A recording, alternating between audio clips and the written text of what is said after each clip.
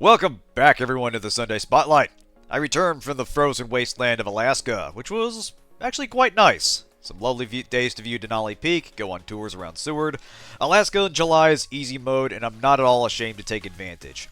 But alas, the Colonel found me and dragged me back for another job, so here we are with Blue Archive. Yes, it's another gacha game from Korean developer Nexon, and it has fascinated me. There's an insanity to it just from the premise, that of this weird academy city where schoolgirls fight each other with guns, and it's somehow mostly bloodless violence. It's a surreal combination of heavy fan service and big spectacle firefights that strains credulity from the get-go. Actually gonna up the volume just a little bit, it's not a very loud game. There we go. Now I know what you're thinking. Stole Sensei, did you just get sucked into another gacha game because it panders to your obvious teacher-student fetish? My answer to you is, yes, obviously, but there's a bit more going on than that. I'm unironically enjoying the game. Its gacha elements are rather forgiving, there's overall good presentation and character designs, solid UI, difficulty spikes are rare. I've even been impressed by the story in a few places, with some concise and humorous writing, good sense of pacing and wit, unfolding mysteries, character arcs with satisfying conclusions. It requires some buy-in to the setting, which feels like some kind of anime fever dream.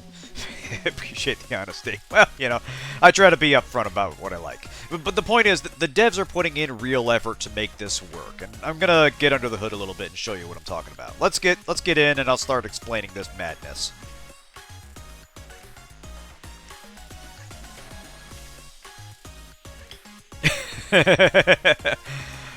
Kren.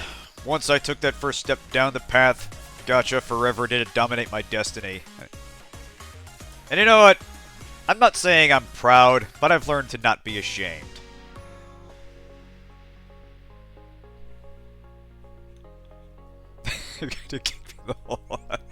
It's like being the first to, it's like jumping out of the plane for the first time. Sometimes you just need someone to push you. Anyway, hi there, Kana. Good to see you. Before I get started, I love this cop dog. Can we just appreciate this design for a second? Exhausted eye bags, shark teeth, proper uniform, clipboard under the arm, coffee mug with the animal paw print.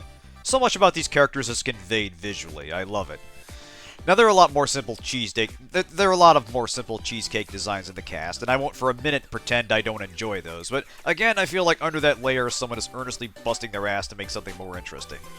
But anyway, let's talk story, because this game kind of hits you with a lot at the starting gate, and I'll summarize as best I can. Let's see, here we go. Hi there, Rona. Anyway, you are a newly minted teacher sent to the strange academy city, Kivatos. Kind of a... Actually, I forgot she kind of talks in the background. I'll back up for just a second. So yeah, you're in some kind of futuristic arcology that is essentially run by the General Student Council, and its president has gone missing.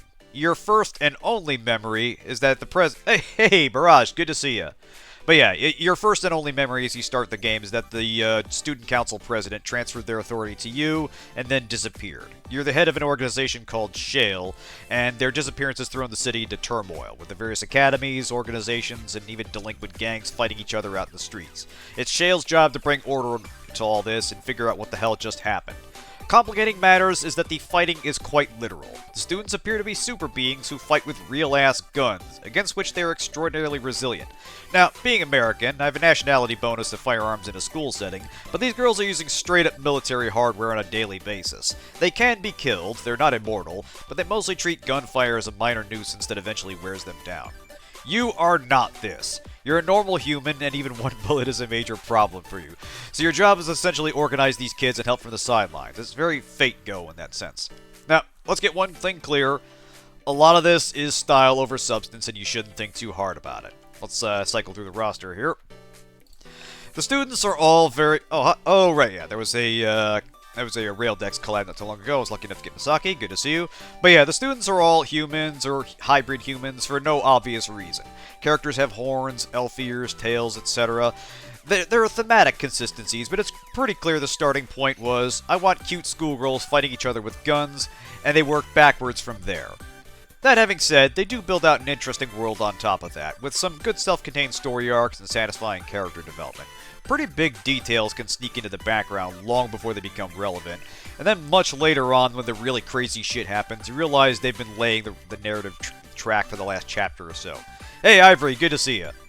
But anyway, the long story short is that this world doesn't make a lot of sense, but the plot does. And there's a strong sense of internal logic, which I like, if you follow. Anyway, I've got the daily stuff out of the way, so we're going to start with some gameplay. Let me now say hi to Arona here. Arona? Sensei, I do like that they do kind of a Vocaloid thing, so that whatever name you type in, it tries to pronounce it. Good to see you, kiddo. Anyway, core gameplay is split between story and missions. Story is divided into volumes covering the various academies. I just wrapped up Volume 3. Missions are story-free and your primary source of materials and unlocking gameplay mechanics. We'll get to the event going on here, but first let's do some missions. So, yeah. We'll show this one down here. Yeah, I'd say that's level 62. So yeah, I've already cleared this one. We'll fire this one up just so we have a nice, easy mission to walk through some gameplay mechanics. Alright. So what we have here is these missions are kind of tactical puzzles where you deploy a set number of teams up against enemies of varying composition. In this case, let's see, we are dealing with majority robotic elements, so we want some heavy damage dealers. Yeah, so we got a lot of heavy armor units and a couple special armor units. So yeah, a few words on combat. It's mostly an auto-battler where the students fight on their own, pick targets, seek cover, and have a set of skills they use independently. Your role is more top-level management, building a team, fitting the map, and fitting for the map and the enemies, and giving orders for their special skills, which are these things right here. They're also color-coded, and this is how you basically match enemies to targets. It's pretty much you match yellow to yellow, red to red, blue to blue, and so on. Some armor shrugs off damage from other types. Here's the synergy chart here. So yeah, piercing, you see, is effective against heavy armor, but weak against light armor. Mystic damage is good against special armor, is weak against heavy armor. So, when you got a map that has a mix of enemy types, you basically have to balance your team out and figure out what you're going to need the most of. It's pretty straightforward, honestly. And if you want, you can hit the auto sort button right here. I believe I've got this more or less set up for a decent team here. Let's see. Alshino is not as well suited for an indoor mission. This is divided in terms of like indoor or city, outdoor, and indoor locations. So she's not too good in the city, but she is a very effective tank here.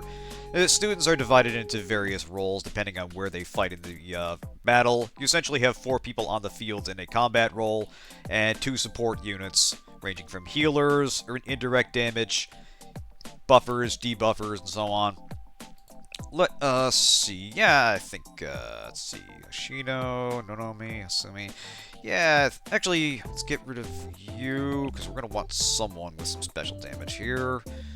Let's see. Yeah, that'll work. Chisei.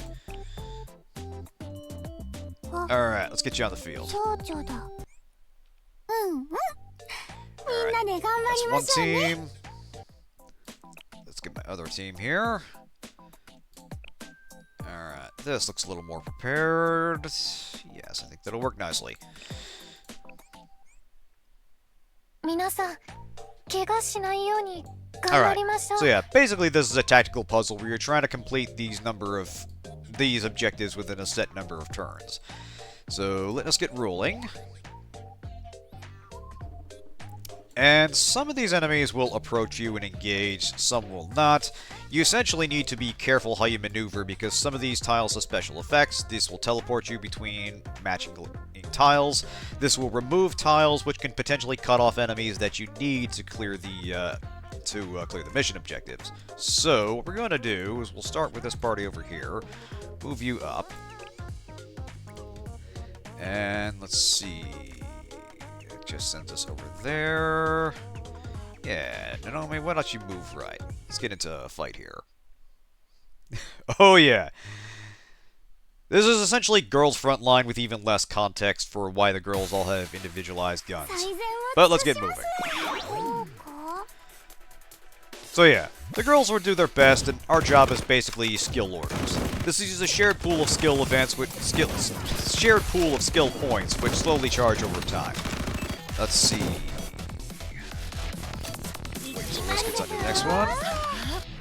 Throw down a stun over there. This cycles through the 6 students on your team, and it's essentially drawn randomly. Think kind of like Fate Go with the cards, except these are the X skills of each student. Nonomi, clear the field. Not exactly, Orange. It's essentially it's essentially another style thing that indicates that they are superhuman. It's tied to their life force, but they haven't really explained what they are. All we know is that when a student dies, their halo disappears. When a student is unconscious, their halo disappears. And there are things that can directly destroy the halo, which will kill them instantly. It's treated as kind of a big deal, which is revealed by the plot. Funny you ask that, Ivory. We'll get to that shortly. Yeah, that's kind of the ongoing theory, Mirage, that this all is representative of some kind of afterlife or arc situation. They haven't really explained that. My guess is that they're still working their way towards that. As far as I know, I'm only about halfway through the available volumes right now. It's more a vibe that it's going for as a thing. And the stories it's telling are kind of more focused on the city's future than about the context of it. Which will kill them instantly. Oh, Orange, you sweet summer child. There's a lot going on beneath the surface. The mood of this game is unashamedly optimistic and upbeat, but there is absolutely some dark undertones happening with its story and characters. Let me switch back to our other team here. Alright, I want you to go up over here.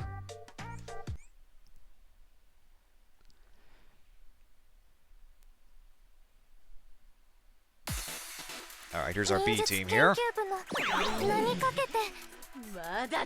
So, of all things, if you've played World in Conflict or any other game where artillery spotting is a thing, you probably get how some of this works. The big thing is timing, anticipating when friendlies and enemies are going to be, aiming for maximum effect, and saving your best buffs and debuffs for problem targets. There is an auto feature that lets the AI handle this as well, but it's just not as efficient with targeting, just kind of spans abilities as on the first available target.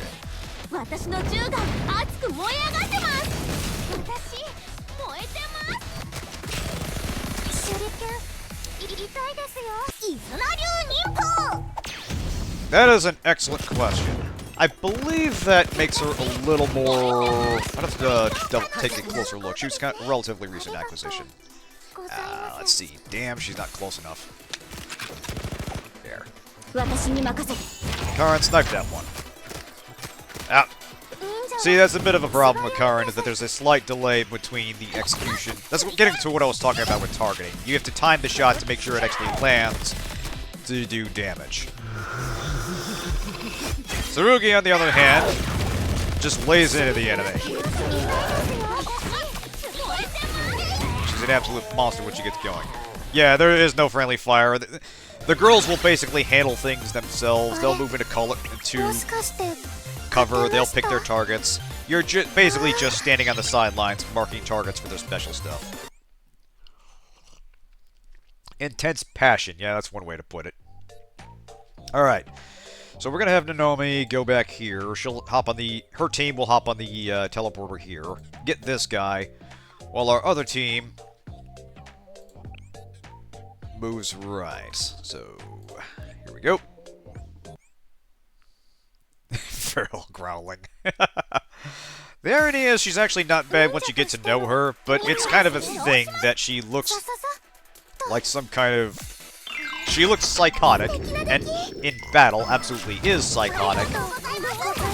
But there's a part of her that earnestly does want to not scare people, unless it's part of her job, unless it's up to someone she's actively fighting against.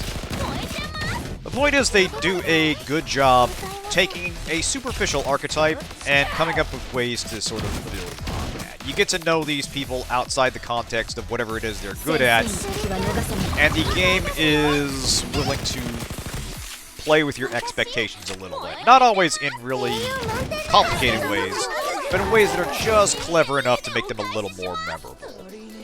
Like a character that is a shameless flirt in one act might actually be put in a position of responsibility or something, and not necessarily change who they are. Okay, so this recovers HP when taking damage, and also decreases their attack, so this is more of a tanking ability.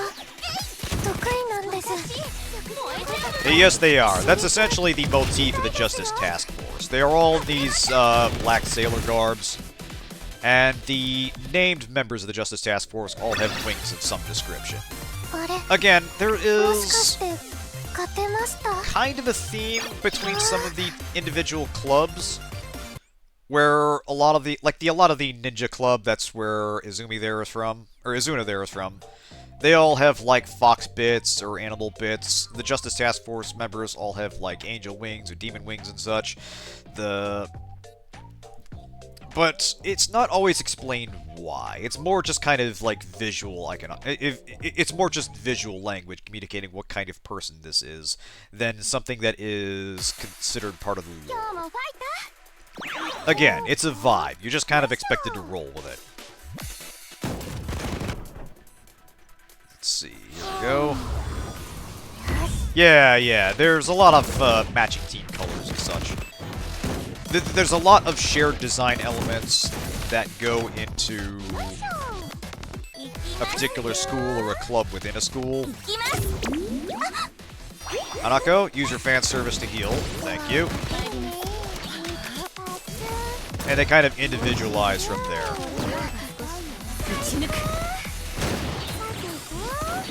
Somewhat excited for Sword of Convaleria. I want to see how it goes. Yeah. That looked really interesting. Been a while since we've had a really good fantasy tactics game. There have been independent entries in that, but none that really stood out as unequivocally good. There's always some that couldn't quite fill that, like, tactics over final play. God damn it. This is what I'm talking about with aiming here. I'm trying to heal Hoshino there. But Hanako's is an area of effect field that she keeps moving out of. So that's kind of where you need to anticipate your students' movements and keep an eye on what they're likely to charge towards. Fortunately, Hoshino has her own heal, so it's less of an issue there. Anyway, we do massively out-level this, so no trouble getting an S rank. Well, massively. We're like 6 levels above it. Horned Haunts Overlord? I have not heard about that one. I'll have to look into that. I'm always on the hunt for stuff that fills that gap, however. Alright. Might as well move you over there. Move you over here. I think the tank will attack, and that frees us up to hit the boss. And that clears it in, I believe, 5 turns.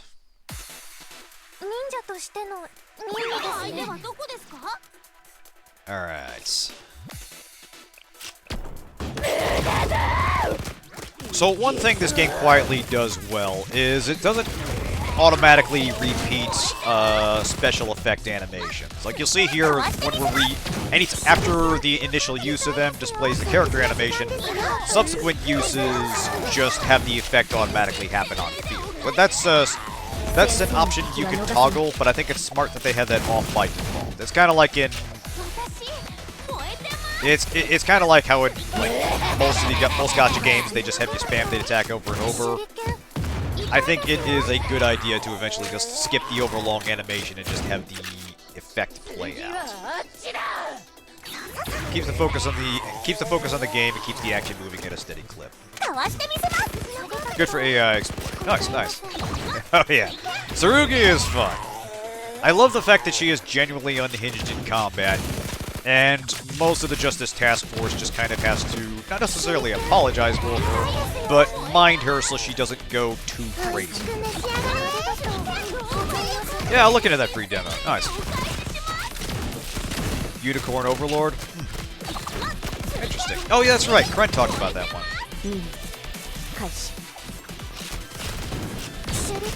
Yeah, it did sound played a little bit cliche. So as long as the tactical element's in place, usually there's a degree of that I can predict. Interesting. Okay, so it's on the Switch. Alright. Nice job, team. Oh, man. Okay, now you're talking my language, Kren.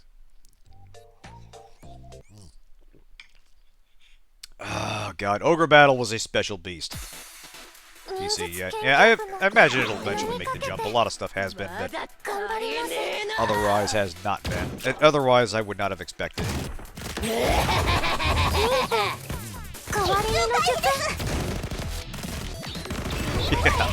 Yeah, I hear that.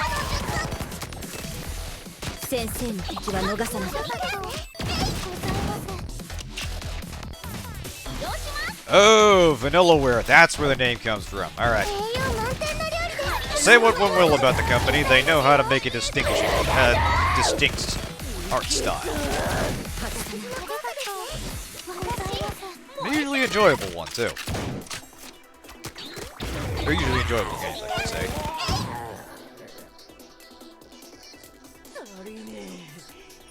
Anyway. Oh, it gets... Some of the abilities get kind of wild. Her thing is basically deploying a fox doll and, like, smoke bombing as a way of teleporting. Ostensibly, this could let her get behind the enemy, but Izuna's kind of frail and she's often better off just getting to another position. This also gives her a boost to rate of fire. Alright, now we got a boost, so good idea to have her deploy her machine gun. Karin will actually have time to snipe it. No, I think I hit another target there, that's alright.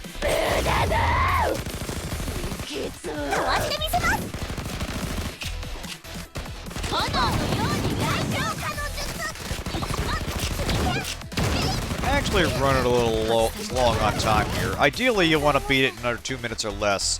But one nice thing is, I believe if you're good on the other objectives, then it's okay if one of them is... Basically, if every other encounter is S-ranked, one A-rank doesn't tank it, you can still 3-star the mission. Now that's important because if you do get 3 stars, this lets you instantly... this basically lets you automatically clear it as many times as you like, just through the stamina expenditure. That would be through this thing right here. So if you wanted to, you could just do this as many times as you wanted to, hit the sweep button, and you just automatically collect the rewards for clearing the mission. Very handy feature. This is going to be a bit of a deep cut, but if anybody played the Konosuba gacha game Fantastic Days, that uses the exact same mechanic. And it's a good way to quickly farm up material so long as your stamina holds out, and that's why you need to hit 3 stars for them so you can quickly farm stuff. Yeah. The Konosuba game is a... It is unfortunate, because I liked everything about it except the actual game, but it did have some UI elements that I thought were worth salvaging, and I think they did mostly a good job by that there. Arknights rules, but it doesn't replay the mission. Yeah, I've heard a lot of good things about Arknights. That's another one I do want to give a try sometime. I'm sort of full up on gacha stuff to keep up with, but I am interested in it, and I'll give that a try one day. Anyway, we do need to recharge our stamina, so let's hop on over to our cafe here.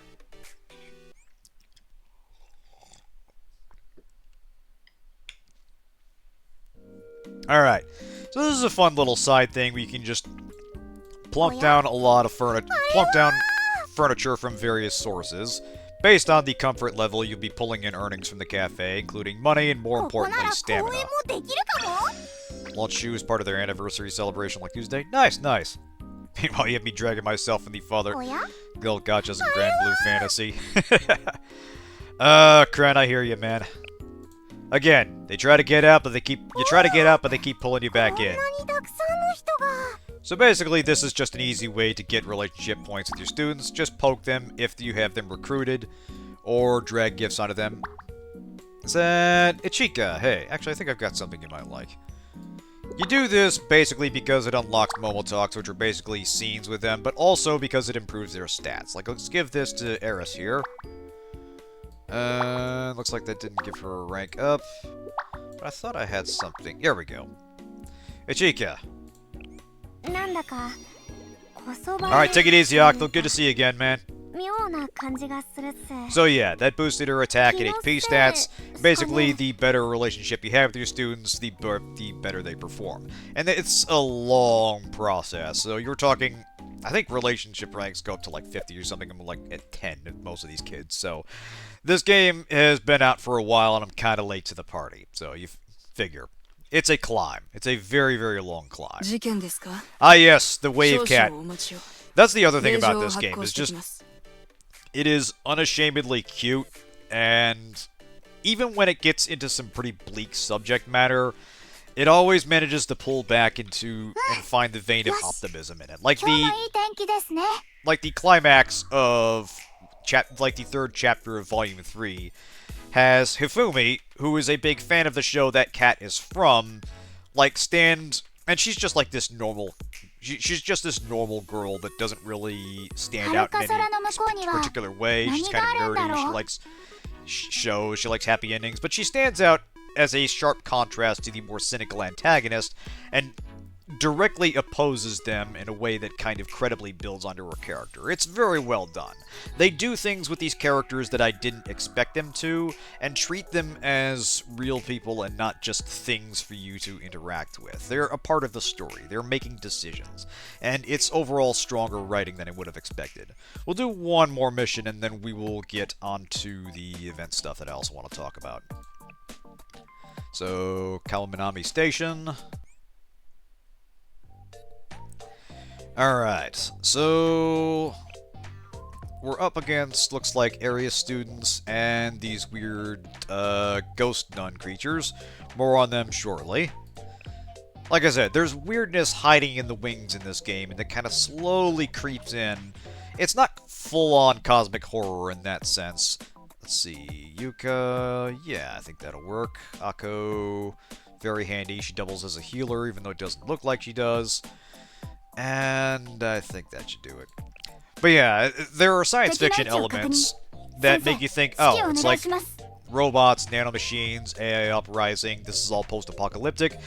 But then there are these weird mystical elements that actually do things with the various biblical references the game is making. And I'm not going to say it is always elegantly handled, but it does make me think that the devs are seriously trying to tell some kind of story here. That they're trying to...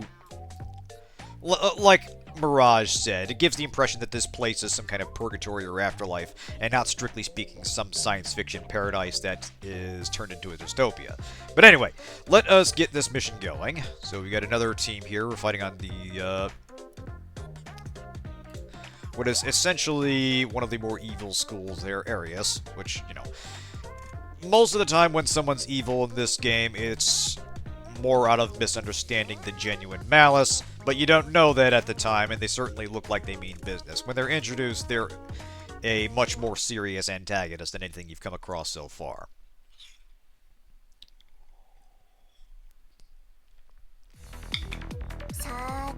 Alright. Alright, Serica, power up.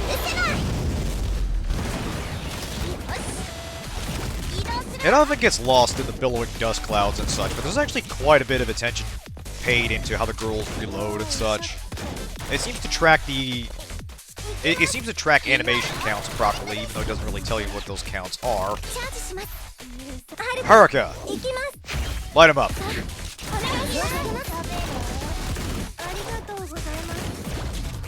And there's lots of little touches in the way they maneuver and navigate the environment. For super deformed sprites, basically, they put a lot of effort into making sure that these girls work properly with the environment and compensate for the gear they're equipped with. Exactly, yeah. It's cutely animated, and it's a good amount of detail. It's not drowning you in it, but it's very lively and expressive and smooth. And yeah, we just killed 5 girls with an ice cream cone. That's this game in a nutshell. Right, sorry. Tripping over my own tongue here. Clearly need more coffee. Too many late nights. But yeah, the modeling is done well.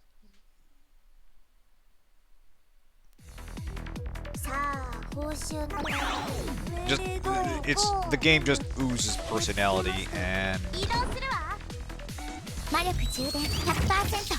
I adore what it's doing on a moment-to-moment basis. Nice. Good shot, Eris. And another fun little example of the game kind of twisting your expectations. Eris is explicitly robotic when you find her. Like, you literally find her in some rundown laboratory in Chapter 2.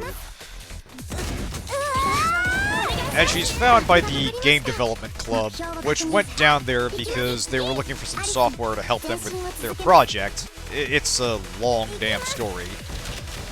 But she does end up helping them through a rather unexpected way because she actually playtests the stuff they made, which previously had been, previously their games had not been very good.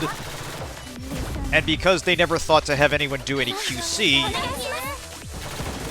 her basic observations turn out to be very helpful, and so her entry to the team is essentially entirely independent of the fact that she's this weird artificial being with a backstory behind her. She's essentially pulled on because they need a fourth member, and she happens to be able to point out to the obvious. It's genuinely amusing what they do with her.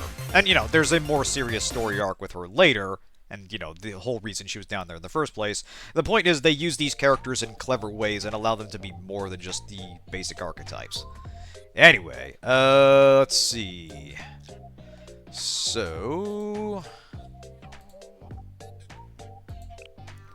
Alright, let's move you over here. Let's move you... there. Perfect.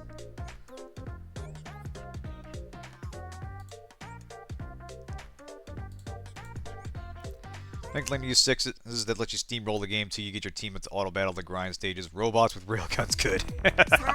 Yeah, I'll let you know. That's a ways off. I'm still wrapping up some Baldur's Gate 3 stuff. Once we're done with our co-op stream, that'll free up a bunch of time. And, that'll be about when I finish my own Dark Road run. But there are definitely some other games in this vein that I want to try, and Arc Knights is one of them. Another one is Warframe. And I did kind of want to try Girls Frontline at one point. I know I had a buddy that was really into that. But again, only so much time, and you kind of have to prioritize stuff. But I'll do my best to make time for these things. Well, I kind of appreciate how every one of these is a slightly different variation on the theme. Like, it's all has to be stuff that's done with... It's all stuff that has to be done with a touchscreen. And somehow has to work on a mobile device. But I appreciate the challenge of trying to make an interesting game besides that. Doing something... Trying to distinguish yourself in a crowded market. Yeah, I know, I agree. You're one of, but not the only Warframe booster in my, in the various Discord channels I lurk in.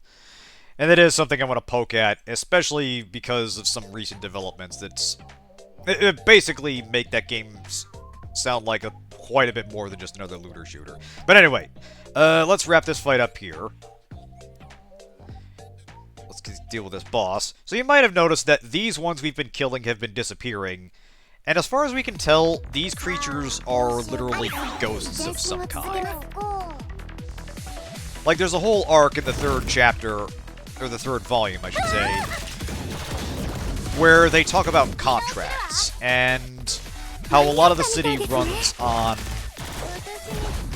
essentially binding contracts in the biblical and demonic sense. That if someone fills the terms of an agreement, then that agreement still holds even if the people that originated the agreement are all dead. And so these are former members of the St. Justinia Council that are sworn to follow... It's kind of getting deep into the weeds here, but basically they are upholding a contract that was set in motion ages ago, and it's a major development when they re-emerge. They're essentially an almost unkillable weapon that forms the linchpin of the chapter. And it's a major turning point because the game had hinted at this stuff. There were, like, mentions of the various constituent elements, but nothing quite like this until suddenly they appear. And it's kind of a big holy shit moment, and you realize the game is a lot weirder and a lot more eldritch, for lack of a better word, than we're led to believe. And it's rather effectively done, too. Because you basically beat them, I mean, you know, you still have to shoot them as random mobs, but you essentially beat them by altering the terms of the contracts and working with your students to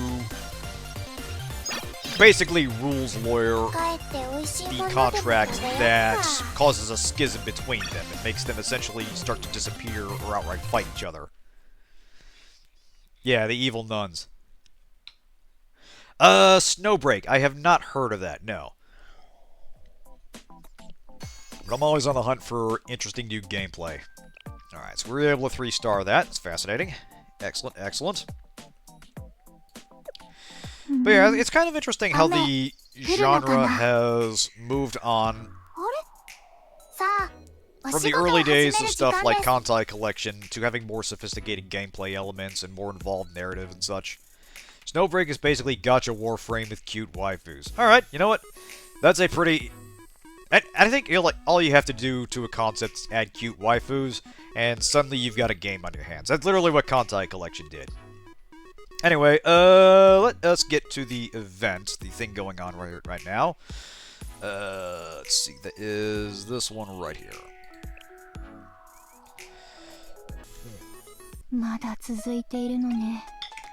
Howdy, Hina.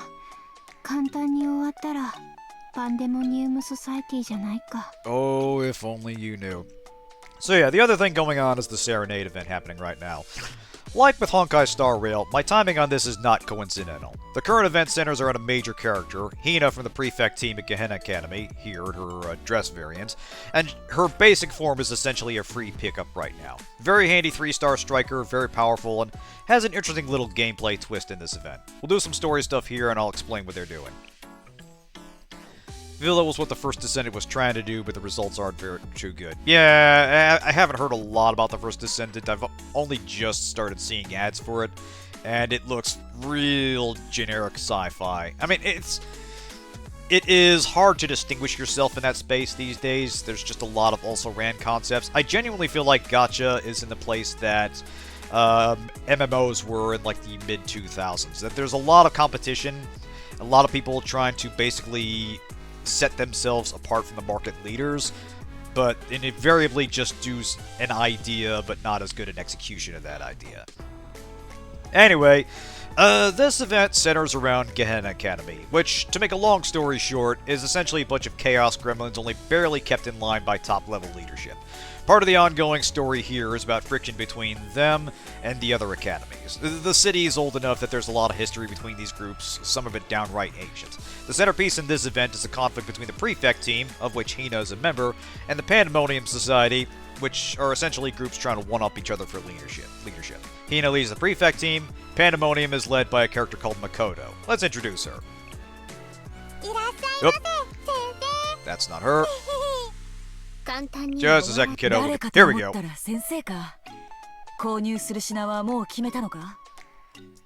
Now, remember what I was saying about visual language? I know she looks like a trustworthy and well-adjusted individual, but suffice to say she'd be very at home sitting in a chair, stroking a cat in front of a fireplace, and waiting for the hero to walk in and challenge them to a fight. But the catch is that she's also kind of an idiot who frequently bites off more than she can chew, and that's basically what's going on in this event. Yeah, why does she have 4 horns? Well, that's how she knows she's an extreme demon, Kren. Obviously, more horns means more evil. But yeah, her thing is basically she's trying to be a villain, but she is kind of incompetent at it and comes off as more sympathetic than anything else. Anyway, that's kind of the appeal to me. She wants to throw a big party and boost her group's prestige, but things keep going wrong because she doesn't really know how to plan things. Plus, she's also voiced by none other than Yu Asakawa, Medusa's voice actress, so, you know, gonna have to roll for her. My hands are tied.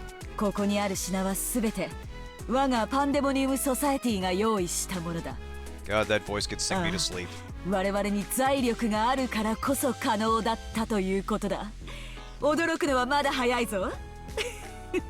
I love that she's playing against type here.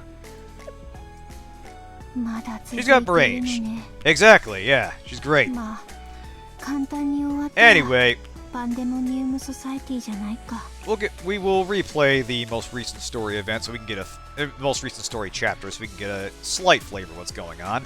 Basically, like I said, the Pandemonium Society, headed by Makoto, the girl in the hat, is trying to throw a party, and things keep going wrong. First, they tried to get a hot spring dug.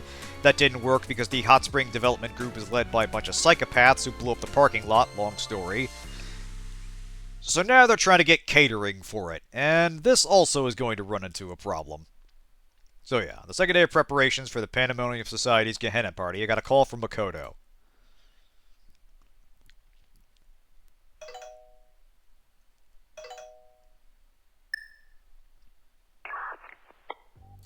Greetings, Sensei. Seems our party preparations are going along smoothly. Sadly, most of these sections aren't voiced. It's mostly just specific sections where the character voice comes in or their battle barks and such. I do wonder if the head prefect, who took on quite the important role for this party, is diligently practicing piano. Yeah, see, I can't do that evil laugh. Cute girls try to buy cake. There were no survivors. Oh, just wait. Can't wait to see that shakes out for her. I'm certain Hina's giving it all she's got. Is that so? Well, look forward to the laugh ride her performance is certain to be. All that aside, I have the huge responsibility to make sure every preparation for the Gehenna special party is perfect. Sensei, aside from the music, performances, and attractions, what do you think is most important for a party? Good food. You gotta have good food. I never understood how that laugh is supposed to be read in Japanese. Like, I understand it's, like, very often they have... In manga, they have the onomatopoeia printed out on page that's supposed to represent their laugh, but I'm never clear how that's supposed to sound aloud. I mean, that's not, my association with this goes back to Counter-Strike. It's just a thing you spam as just chat nonsense whenever you snipe someone. Anyway, on top of the attractions I mentioned, you need good eatery to grab the attention of your guests. That's why I ordered catering for the school lunch club for this event. More on that very soon. Heck, exactly. I scheduled the tasting panel later today to give their food a taste. See that it meets our standards. Gehenna won't settle for slop. If you have time, I'd like your help with that, Sensei. What do you say? Got it, I'll be right there. Yeah, I'll be waiting.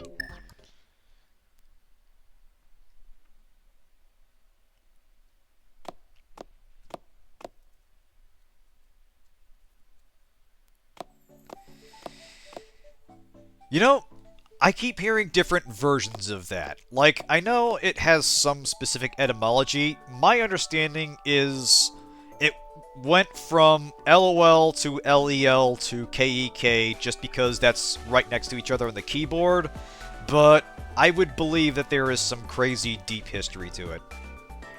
Yeah, my understanding is that they're completely different things. Anyway, I arrived at Gehenna's party venue to keep my promise to Makoto. Looks like things are starting to come together. Explore the fashion venue, trying to find Makoto. Howdy, Iroha. What's going on here? Let me guess, Satsuki pulled something again? No, I'm innocent. I didn't do anything this time. Well, I think it'll be fine. Look at that passion, the intensity. It's fascinating, especially since we don't get to see this side of Makoto. As secretary, it sets my passion on fire. That'd make a great title for the Pandemonium Society newspaper. I bet would sell tons of copies. Alliance characters would see Horde characters say Kek for lol. Okay, yeah, that's kind of my understanding. It was some online subculture thing, and that's basically a replacement for a lol. Anyway. This kind of stunt will sell papers? Chiaki, a bit of real advice. If you weren't joking, I'd suggest you find better taste. That's mean. You can practically hear her saying Hidoyo. Excuse me, what's going on here? Ah, Sensei. Sensei, that thing over here. That's the thing. Over there, over there. Makoto's over there. Yeah, I love that we're handing a 10-year-old an assault rifle. Keep on keeping on, kid. Makoto? Again, this game is a vibe and you just kind of have to roll with it. Why are our lives so exhausting? The reason is simple. It's from the struggle to be happy. Happiness is the meaning of life. The ultimate objective. Thus, life can be defined as an act of endlessly fighting and striving to reach that objective. Ibuki is Puish incarnate. Yeah, she's the kind of girl you just want to pick up and give a big hug and then just, like, get her an ice cream cone or something. So if you can't understand Horde Alliance chat if you're on the other side, Made the whole thing that's a different language, so if you'd write something in Alliance, the Horde would see a jumble of letters. Oh, so it's like code speak. Alright, neat. That's actually clever. Made the hardcore challenging world first. It was something. I hear that, man. Like we talked about in Ghostwire Tokyo, each of us spent our time in different MMO trenches. We have a lot of overlap in the stories we can tell. Anyway, it was then that I, the great Makoto, realized something. What does one need to achieve that happiness? What does one need to keep pressing forward? I thought about this question endlessly until yes, that's it. It is the thought itself. I think, therefore I am. I am.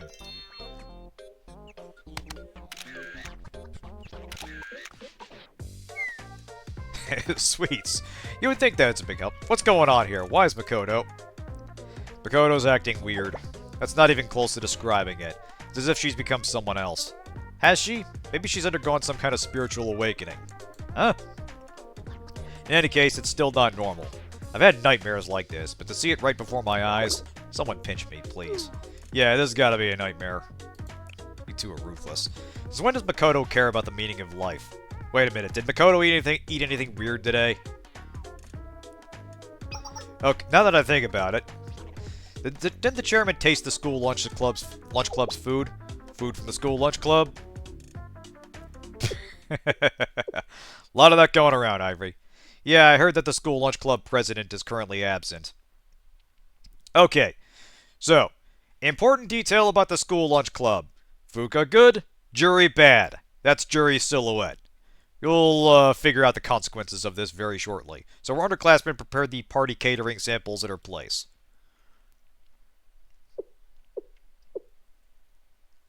Ah. Oh yeah, everybody knows exactly what happened here. Alright. And now we go over here to the field exploration thing that I was talking about. So yeah, this is the new thing they had added here for this event. And it's kind of you directly play as Hina in a sort of exploration, kind of adventure game sequence. Oop, she's got a text. Makoto's acting a bit strange.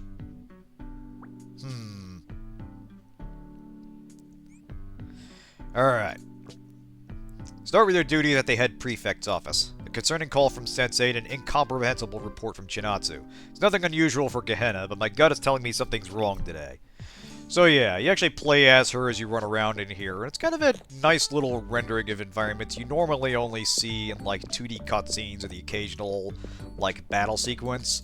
It's not doing anything especially complicated, but it is a slightly more flavorful way of delivering exposition, and there are some hidden little things you can interact with to get extra rewards. Anyway, let's talk to Chinatsu here. Ah, head prefect, I've been waiting for you. Chinatsu, what brings you here? Well, I've received a report of commotion at the student dining hall. Student dining hall? Fuka already has her hands full with the Pandemonium Society's catering demands. I doubt she would be able to deal with any troublemakers effectively right now. So, who's the cause of the commotion this time? The Helmet Gang? Or is there some other group of troublemakers taking their chance? That's the strange part. What do you mean? Unusually, this commotion wasn't caused by any of Gehenna's delinquent groups. The dining hall was supposedly attacked by some kind of unidentified monster. They gave furniture collision, that's already something. Exactly. An unidentified monster. And you're sure the report wasn't a prank? Jury called it in, so I doubt it's an attempt to mislead us. Very well. There isn't much to go on, but clearly we need to investigate. Alright. So, let's see what we got here. Unidentified monster, huh? An actual monster unidentified. There are some things in this world that are simply unbelievable, even when you witness them with your own two eyes. Now, interestingly, there have been monsters of a sort, but they're all robotic in nature. Even the few instances of you going outside the city to battle something, usually the creature is either a robot or something that can easily be explained as robotic but is never actually explained. Organic beings are rare here. There are, like, talking animal people that sort of replace the human NPCs. It's kind of a big deal that you yourself are a normal-ass human.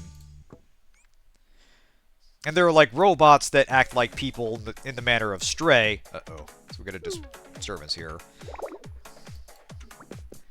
But yeah, normal creatures are kind of rare here. I mean, you know, there are dogs and cats and such. Anyway, catch Pan roaming around the student hall. I'm having a hard time Chinatsu's report of a giant moving pancake, but I can't deny what I've seen with my own eyes. Where in the world did it come from? Remember someone making a review of the League of Angels games, or kind of gacha games, pointing out the characters are just rendered on top of an image with no collections or layered. Tentacle pillow. Anyway. These pancakes are alive? So yeah, interesting detail. These are the things that Juri cooks up as part of her X skill. They're essentially food that poisons and repositions the enemy and inflicts a damage over time.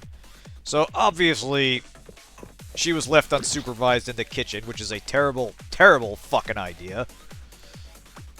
Alright, I need to go to the dining hall and find Juri. Alright, show's over, folks. Nothing to see here.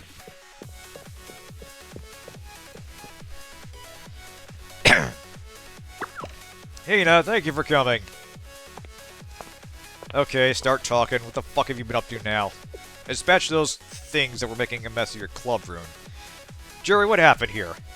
Looks like the Cthulhu left stuff out. Oh boy, Kren. Ooh, you have no idea. The thing is, they kidnapped Fuka again. Throat's getting a little scratchy here. Just a second. Still getting over a bit of a cough, but getting better. She told me to wait until she got back, but the deadline for the Pandemonium Society's food order is almost here. I was scared that the Pandemonium Society might use the missed deadline as an excuse to cut the school lunch club's budget, so I breathe, Juri. It's okay. Let's walk through the order of events. A lot, Ivory. And you know what? That's kind of why I like Hina as a character. I mean, she looks like she's 12 and some kind of demonic military officer. And, you know, the halo, I think, is a little bit ornate. Not like a little ostentatious, let's say. But she's got a nice recurring role through volumes 1 and 3. And you get a sense that she's quietly exasperated by the bullshit she constantly puts up with. This is kind of a nice little window into her daily life. She's tired of this shit, and that's a very relatable quality in a character. Veil Demon, exactly.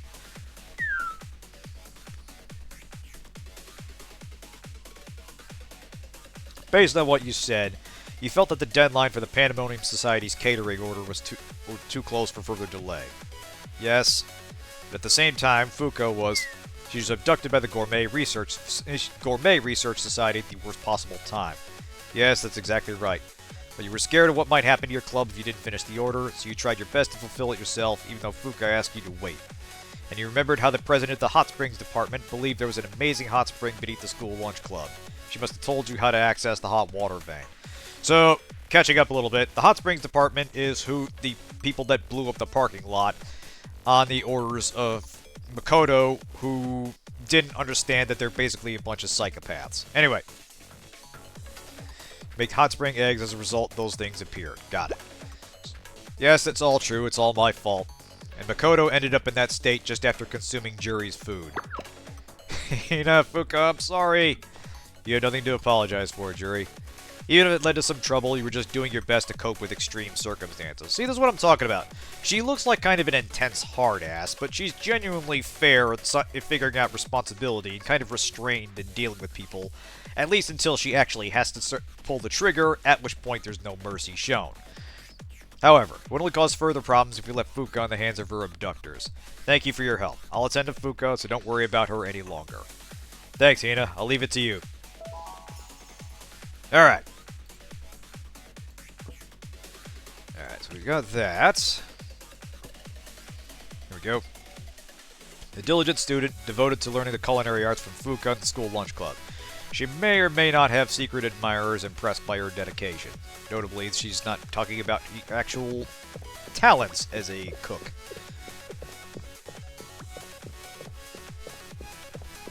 Can you sneak up on her, put your hands under arms, and pick her up? Sadly, not through any mechanical sense. The best you can do is pat her head, which, you know, is still something. Sensei, you have excellent timing. There's something I want to discuss with you. Gourmet Research Society abducted Fuka. As expected, you're already aware of the situation. I wanted to request your help. So yeah, this is us calling her. Don't worry, I was already moving to resolve the issue. Sensei, could you tell me where the Gourmet Research Society is now? Thank you. I'll handle the situation immediately. Alright. Now she's off to dispense some justice.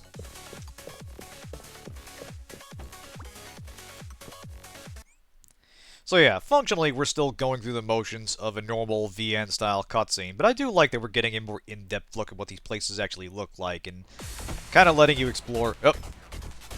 So yeah, Gourmet Research Society up to some shit. That's Fuka right there. We need to free her. She's an absolute cinnamon roll, and her healing skill is super useful. She was actually in one of our parties earlier. Alright, good. Now we got Hina and a Yori here.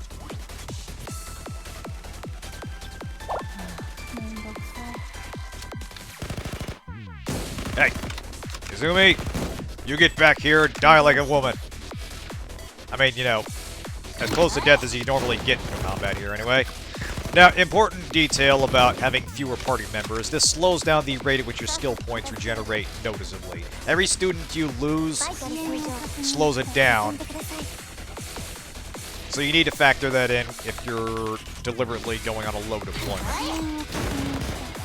Which you might do for some challenge reasons, but it's mostly just a problem if you start losing students.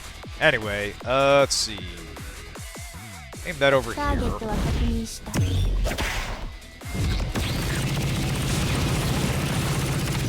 Alright, Yori.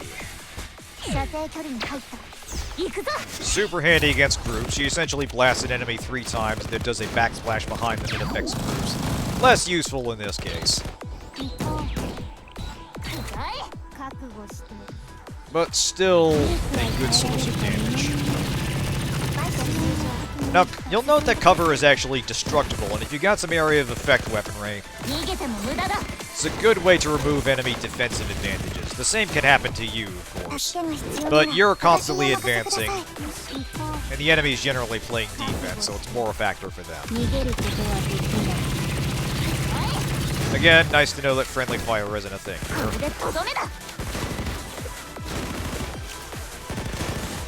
Alright. Problem solved. Fortunately, they didn't figure out they can just drive away.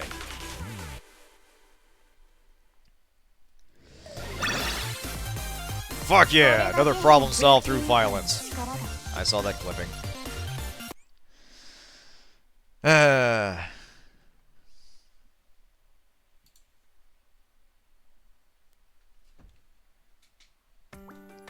Alright, we managed to catch the Gourmet Research Society, somehow. We can question them on why they kidnapped Fuka later this afternoon.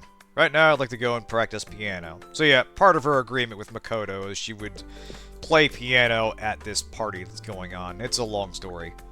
Anyway, we got a message from Akko. What's going on? Just returned. Is there an issue with the Prefect team? Head Prefect, it's an emergency. Received reports of a giant monster attacking one of Gehenna's parks. I'm uncertain what that's supposed to mean, but don't have any other details for you. No, I believe I know exactly what's happening. As expected. Wait, what? Give me the location of the park. I'll head there immediately. Hey kiddo. Fancy meeting you here.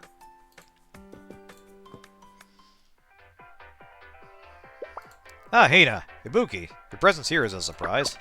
I'm here because some people said something amazing was rampaging in the park near the Prefect team.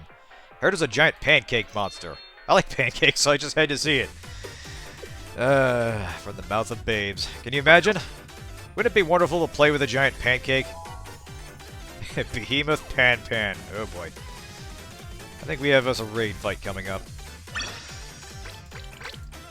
Fuck it, let's see where this madness goes.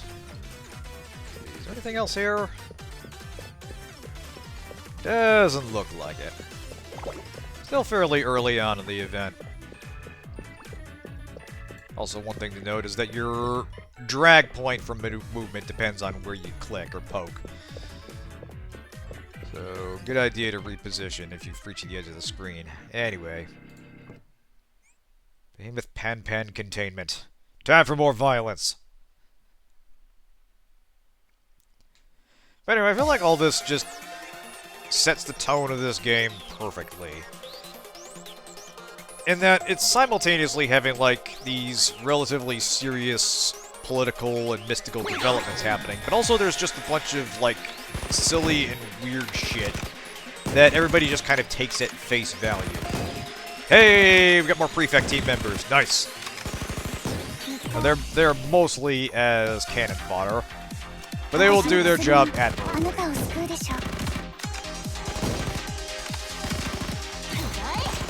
Alright, we want to save up for Hina here.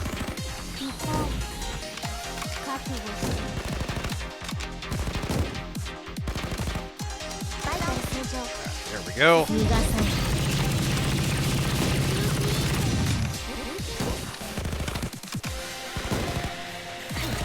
Boss fights themselves are usually kind of damage sponges. Occasionally they'll have some actual tactics involved. Like they'll have areas of effect where it's advantageous to have abilities that let you maneuver, or they'll perform quick charge attacks that you want to stun, otherwise they start going after high-value targets. Some of the more interesting battles in this game are scrimmages against essentially an opposing team of students that are kind of like insanely powerful versions of the ones you field, and you essentially need to know how to counter the abilities that they field, because they'll use them against you. And it's a little more interesting exploration of how the AI behaves and how it prioritizes threats.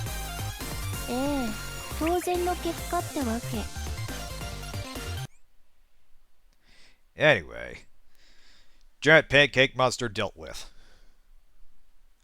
Just another day at the office.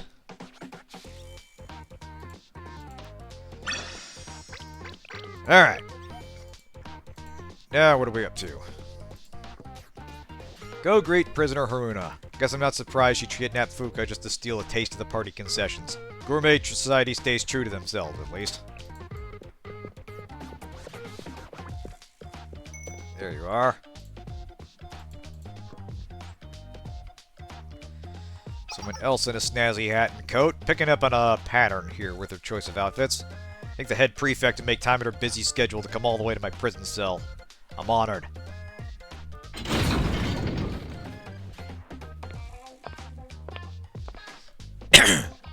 Haruna, I'm sure I already know, but I'd like to hear it in your own words. Why did you abduct Fuka? Surely it's obvious. The party food that Fuka's preparing for the Gehenna party. Why should the Pandemonium Society be allowed to hoard it all for themselves? Be wasted on their uncultured palates. As the president of Gehenna's Gourmet Research Society, I have a solemn duty. When it comes to new and specialty foods, our club should be the first to taste it. There really was no need to ask. You always go on a rampage for the same reason. Your club never changes, no matter how many times we imprison you. Yeah, there's kind of an Arkham Asylum thing going on here. You can jail them, but it'll just make them try harder next time. We wouldn't be the Gourmet Research Society if we weren't willing to risk it all for delicious food. You see what I'm talking about this being an anime fever dream? It's normal anime stuff. It's normal anime high school stuff, but given the inherent drama and gravity of having guns and explosions involved. And yet it's still basically the same characters going through the same plot beats. And it's somehow delivered with utter sincerity. It's wild. Anyway, spend some time in your spend some time in your cell and reconsider your philosophy. Whatever you say. I look forward to our next meeting, Hina. Right. Yeah. There's never a dull moment with the Gourmet Research Society, is there? That about wraps things up for today. I should go practice. Alright.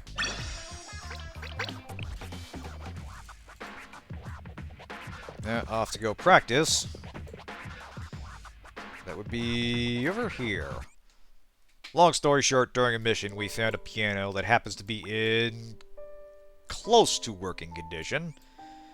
And Hina's been using this to practice. Because apparently it's hard to find something like this. Or I think it's more that she comes here because people are less likely to look for her and thus bother her here. Alright. Fuck yeah, we level up. I have no idea if level actually means anything in this context. We'll find out, I guess, later on if there's actually a sequence where you have to play and there's actual gameplay involved. But anyway, trying to wrap up the day.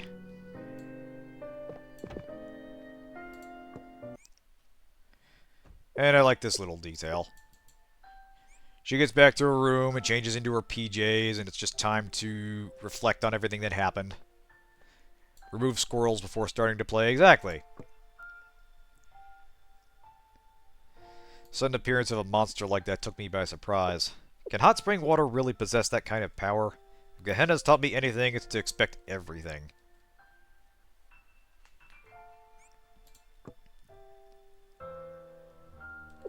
Poor Ushimaki Juri was trapped in the path of the storm. She worked so hard to support Fuka. Hope her spirits haven't been dealt too great a blow. Yeah, see, she's genuinely a nice person that's just trying to hold together the utter madness that is Gehenna Academy, and trying to do the best job she can with the limited resources at her disposal. She can hardly help the lengths the Gourmet Research Society will go to for food. That they would abduct Fuka out in the open in the middle of all this commotion. I shouldn't expect better of a club on Gehenna's watch list. I'll make sure you keep tabs on them until this crisis has passed.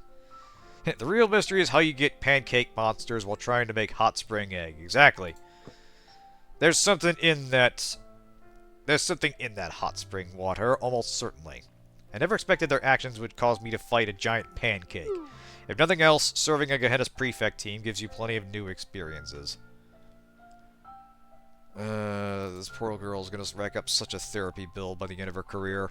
Party food. I was looking forward to it, but at the rate things are going, I worry something bad will happen during the party.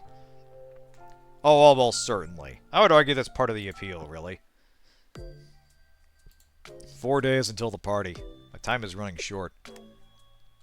Very well. I'll spend some time rehearsing before I resume my duties with the prefect team tomorrow. If I don't practice as hard as I can... Right. Bedtime. Yep. There we go.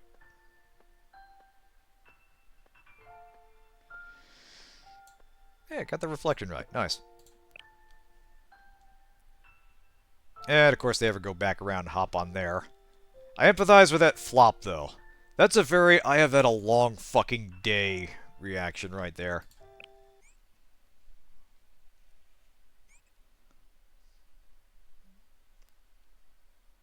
Everyone right, it's a working mirror in a video game. I know, right?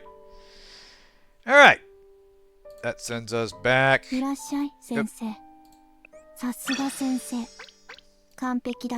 Aw. Thanks for the gacha currency, Hina. I know I can count on you. Now!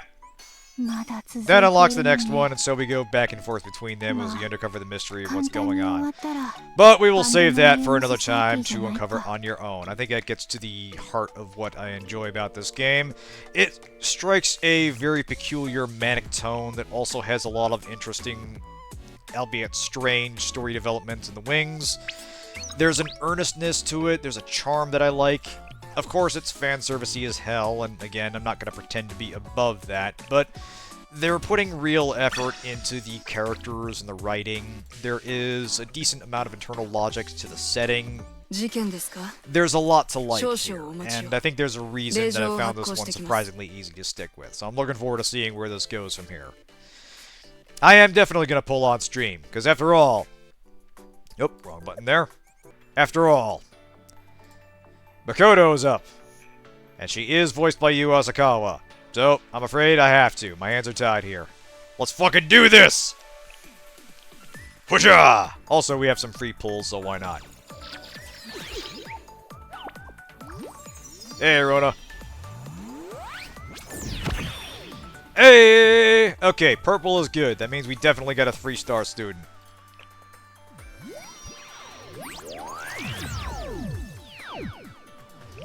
Alright. Oh, hi, Akari. We just fought you.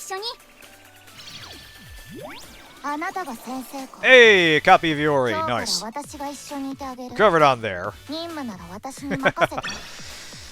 So this is interesting. The dupes essentially become currency that you use to upgrade your existing students. In fact, I'm going to go to... we'll go to Iori real quick for this.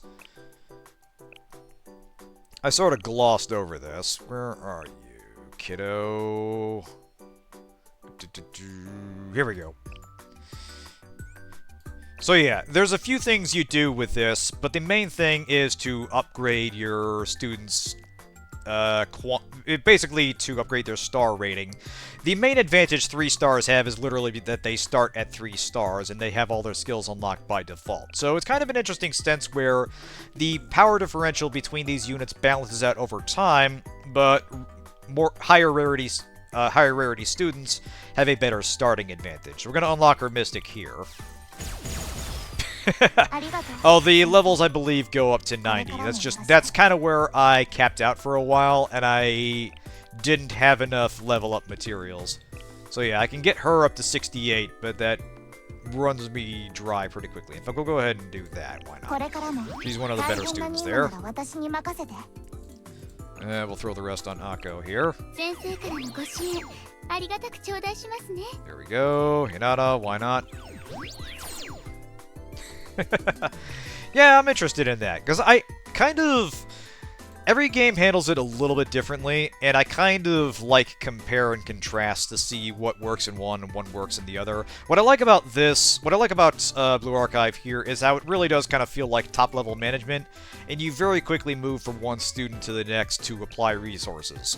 It doesn't take a lot of your time to apply skills and materials and such. It's more a question of where do you want to spend the resources, which can be a bit time-consuming to acquire, but it doesn't actually take a lot of your time to navigate the UI and update them. But anyway, yeah, the main purpose of Mystics the main purpose of LF is to upgrade their Mystic level. The other purpose is to recruit them. So if you scroll down the list here, you also see characters we have not recruited yet, including variations of characters we already have. And so if you click on one of them, let's say, I know there's one I was trying to go for, Aru here. So we've got none of her, but if you get enough of them, you can exchange the LF and recruit them even if they're off the banner. And there are ways to acquire them from missions, from shop currency. It takes a while, but it is possible to essentially get characters off the banner if you're willing to hustle for it. It's a nice little touch that I actually quite appreciate. Dupes are not actually important. Yeah, that's kind of the thing here. It's basically just a thing that lets you upgrade the character, but isn't essential for getting the absolute most out of them. Though it certainly does help. Anyway, back to pulls. Let's see if Makoto shows up. Now, the nice thing about this is it does have a pity system where if you basically do 200 pulls, you're guaranteed to get whatever character is on the banner. And that is applicable across whatever is currently active. So you see here, recruiting points are up to 60. I can apply that to Iroha. Akko already showed up, which is very nice of her. Or if I hit pity, I can just force Makoto to show up. Again, there are gacha elements, but they're relatively forgiving. It's one of the better systems. And in fact, when you start the game, the animation kind of froze there. When you start the game, your opening roll can be redone 10 times, and you can lock in one roll and then roll the rest to see what you get and kind of compare and contrast for which one is better. It's very generous. I've genuinely not seen a lot of games do that. Anyway, let's spend the rest of these freebies. Do we get the crazy tank lady? Or not exactly tank lady, but her faction does get tanks. Oh, just blues here.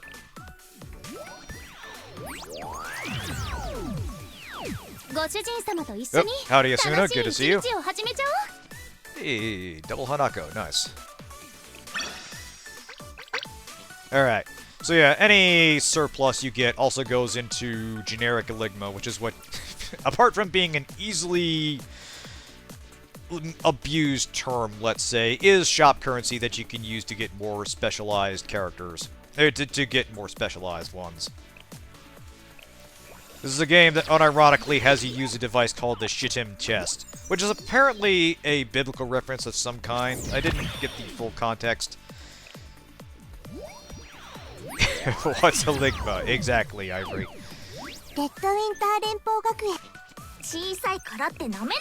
yeah, it's one of those things where I feel like I get what they're going for, but they probably could have workshopped it a little bit better. Alright, now we're good there. Hi, Serena. Good to see you. Hey, there's our calculator wife again. Excellent.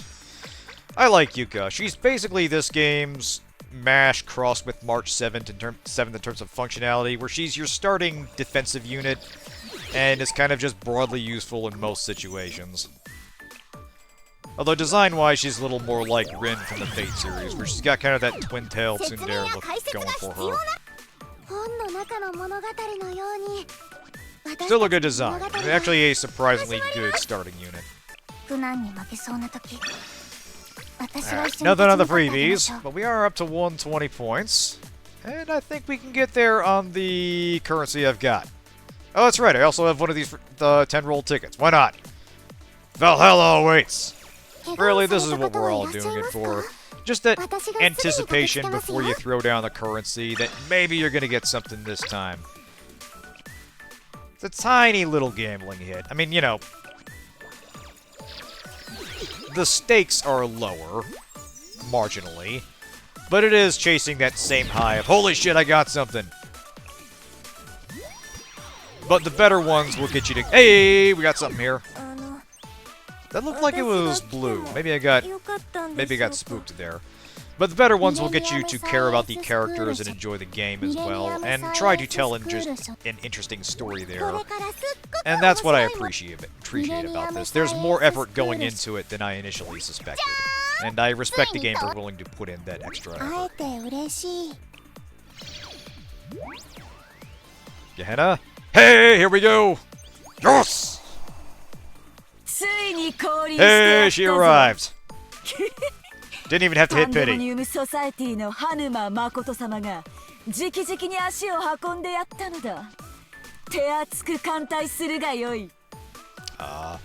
to have you, Makoto.